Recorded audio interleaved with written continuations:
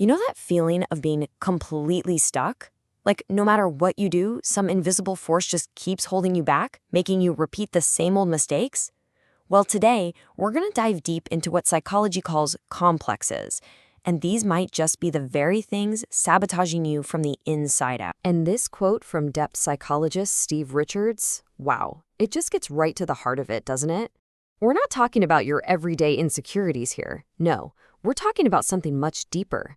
The hidden architects of our daily struggles. These are the agents of suffering that are running the show right under the surface of our awareness. Okay, so here's our game plan. First, we'll nail down what these architects of suffering actually are. Then, we'll map out the inner world where they live. After that, we'll uncover the pretty shocking link they have with our physical bodies, see how they're born in the first place, and finally, get into the great work of how to start resolving them. So, what is this internal sabotage? Well, it's that feeling, the one where you feel like you're being blocked by a part of yourself that you can't even see, let alone control. You're trying so hard to move forward, but something just keeps yanking you back into those old familiar patterns. And the key thing to get here is that this isn't you just being stuck. It's an active process. Okay, so here's the absolute key distinction. A complex isn't just, a bad thought or a memory.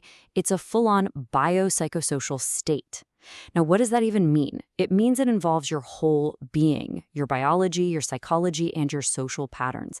It's a total body experience. It's like a splintered-off piece of you got frozen in time, and now it's running on its own program completely autonomously, just pulling you back into the past over and over again. All right. To really understand how a complex can do all this, we need a map of the territory. So let's take a look at the basic layout of the ego. This is the stage where all these inner dramas play out. Just look at the incredible difference in scale here. It's kind of mind-blowing. Our immediate consciousness, what some call the Miller number, is tiny. It's what you're focusing on right now. But underneath that, whoa. You've got this self-concept, this vast, sprawling library of your entire life. It's almost all unconscious. And that is the world where these complexes live and operate, way, way beyond what we're aware of from moment to moment. So this flow kind of shows how we use the stuff in that giant library. Most of it is non-aligned. Think about a skill you haven't used for years, like riding a bike. It's just sitting there. But when you get on a bike again, that skill becomes identified. You don't have to think, I am a bike rider. You just are. The real problem starts with the aligned states. These are the goals you're totally aware of, but haven't hit yet. The ideals you feel like you're failing to live up to. And it's that gap, that conscious gap, that causes all the distress. That's usually where you can feel the sting of a complex. Okay, so I know this all might sound a little abstract, a little in your head. But what if I told you we can actually see the effects of these complexes on the body in real time? This is where it stops being just psychology and becomes hard physiology. This is the ghost in the machine. This is where Dr. Ernest Rossi's mind-body loop comes in, and it's incredible. It shows how our thoughts can literally become our biology. So check this out. A psychological state, like a feeling or a thought, triggers your brain to send out messenger molecules. Think hormones, neurotransmitters. These little messengers travel through your blood and tell your cells to actually change their gene expression. Your cells then make new proteins which alter your body's structure and function. And here's the kicker. Those new molecules feed back to the brain, reinforcing the original thought. It's a powerful, self-perpetuating loop. And believe it or not, we can watch this mind-body loop happen right before our eyes, all thanks to a medical tool called a capnograph. It's actually pretty simple. It just measures the CO2 in a person's breath. Back in the early 90s, psychologist Stephen Pauline Richards realized they could use this to get this insane, unprecedented window into how our private thoughts directly impact our bodies. So basically, a capnograph shows if someone is hyperventilating, breathing off way too much CO2. A healthy person's CO2 level is going to be somewhere in the 35 to 40 range. But when it drops below 29, you're in a state called hypocapnia. That can get dangerous. Now, I want you to hold on to that thought because we're about to look at a real case study where a patient's level collapsed to a life-threatening low below 7.6. Okay, this 1991 case study is where it all comes together. It is absolutely stunning. So this table is tracking a patient's CO2 levels. Just at rest, her breathing is already chaotic and hypocapnic. Then they ask her to just think about work. Her levels jump around, then fall back into chaos. Then they say parents. Her levels fall, jump a bit, then fall again. But then, when they give her the trigger word, abortion, her entire system goes into a massive collapse. We're talking a level so low it could cause a stroke.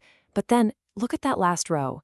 The second a hypnotic induction starts, her breathing immediately, dramatically shoots right back to normal.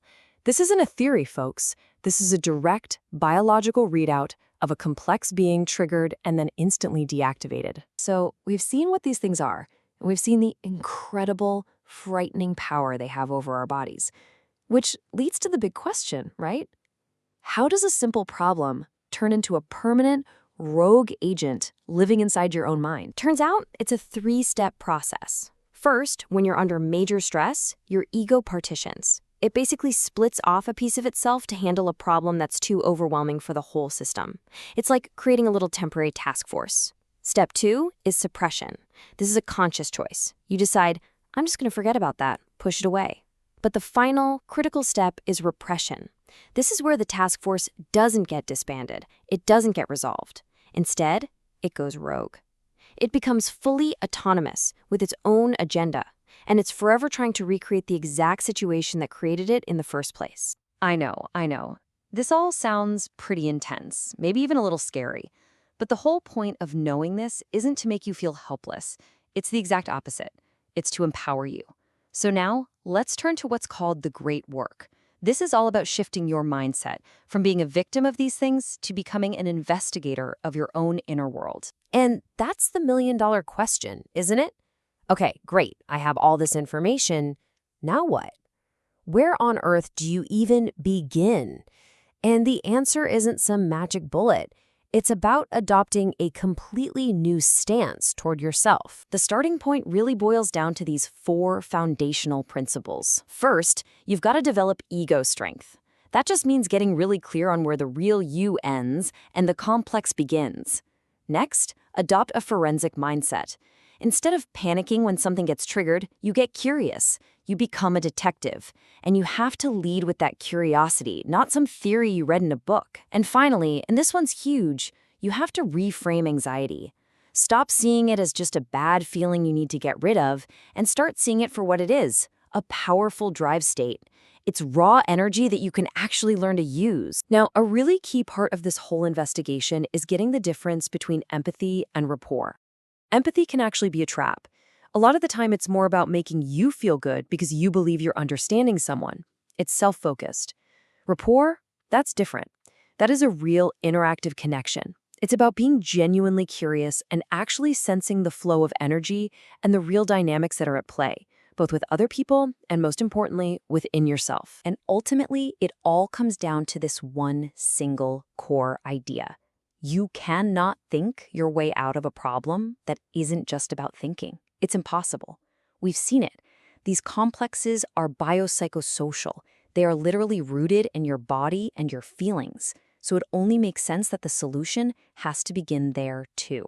And that brings us right back full circle. Back to that ghost in the machine. Your body, your physiology, it's reacting to these complexes whether you're aware of it or not. The information is already there, inside you. So the real question, the one that truly matters, isn't what do you think about your problems? It's what does your body already know? Because that's where the real work, the real investigation truly begins.